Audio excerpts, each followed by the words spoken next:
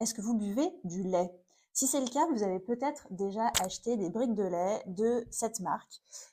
Et j'avais envie d'en parler parce que, en fait, cette brique de lait, ce packaging, il est hyper intéressant pour illustrer une des méthodes du langage inclusif auxquelles on ne pense pas forcément, qui est l'alternance. Je m'explique. Sur cette brique de lait, jusqu'à il y a quelques années, en fait, on pouvait lire ce lait rémunère au juste prix son producteur. Et j'ai été hyper contente de voir que je crois que c'était l'année dernière, la marque a innové et a décidé d'alterner sur sa brique les productrices et les producteurs. Donc vous avez sur une face de la brique la même phrase et sur l'autre face, rémunère à son juste prix sa productrice.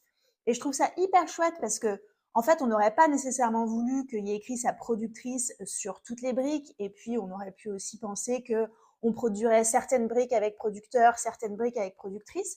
Mais en fait, comme il y a plusieurs faces sur une brique de lait, c'est hyper malin de se dire, sur une face, on va mettre producteur et sur l'autre, productrice. C'est en fait une forme d'alternance et donc d'utilisation du langage inclusif. En formation, il y a un exemple que j'utilise souvent, que je vous montre, qui est une pub pour un jambon. Alors, bon, on passera sur le dispositif de la blague que je trouve pas forcément très malin, mais en gros, c'est reprendre la blague, c'est un juif, un musulman, un vegan et un viandard à une même table.